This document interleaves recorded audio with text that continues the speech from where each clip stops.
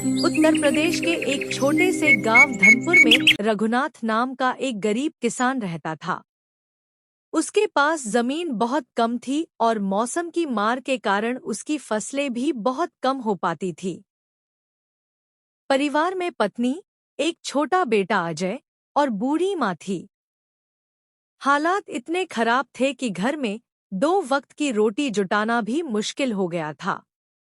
जब खेती से गुजारा नहीं हुआ तो रघुनाथ ने बैलगाड़ी को एक ठेले में बदल दिया और गांव के पास वाले शहर में सब्जियां बेचने लगा। हर सुबह 4 बजे उठकर वह खेतों से ताज़ी सब्जियां तोड़ता, उन्हें अपने ठेले पर लादता और 10 किलोमीटर दूर शहर की गलियों में जाकर बेचता।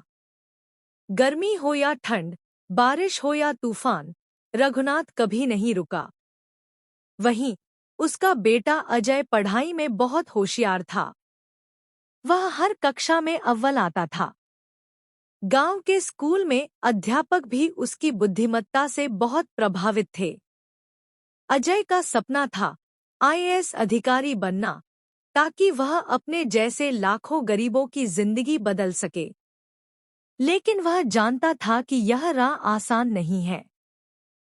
रघुनाथ को भी अपने बेटे अजय के सपने पर गर्व था। वह दिन-रात मेहनत करता ताकि अजय की पढ़ाई में कोई कमी न आए। पुराने कपड़े पहनता, खुद कभी चाय तक न पीता, लेकिन अजय की किताबों, स्कूल फीस और जरूरी सामान के लिए हर मुमकिन कोशिश करता। एक दिन अजय ने देखा कि उसके पिता तेज बुखार में भी ठेला लेकर शहर जा रहे हैं। वह दौड़कर उन्हें रोकने गया और बोला, बाबा, आप बीमार हैं, आज मत जाइए।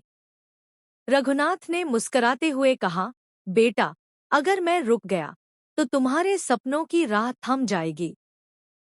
जब तक मैं चल सकता हूँ, मैं नहीं रुकूंगा। यह सुनकर अजय की आंखों में आंसू आ गए। उस दिन उसने ठान लिया कि अब वह दिन-रात मेहनत करेगा और अपने पिता की कुर्बानियों को व्यर्थ नहीं जाने देगा। अजय ने पूरे मन से पढ़ाई की। उसने गांव में रहकर ही इंटर तक की पढ़ाई पूरी की और फिर छात्रवृत्ति पाकर शहर के कॉलेज में दाखिला लिया। वहीं से उसने यूपीएससी की तैयारी शुरू की। कई बार असफलता मिली, लेकिन हर बार उसे अपने पिता का पसीना याद आता और वह फिर से खड़ा हो जाता।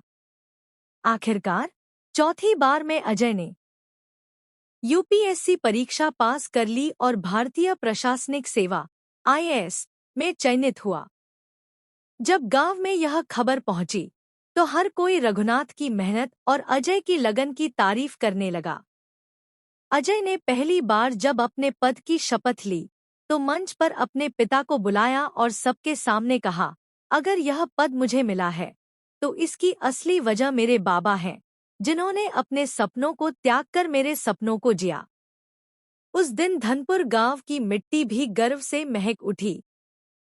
रघुनाथ की आंखों में आंसू थे, लेकिन उस दिन वह सबसे अमीर पिता महसूस कर रहे थे। सीख, कड़ी मेहनत, समर्पण और परिवार का साथ, इनसे कोई भी सपना साकार हो सकता है।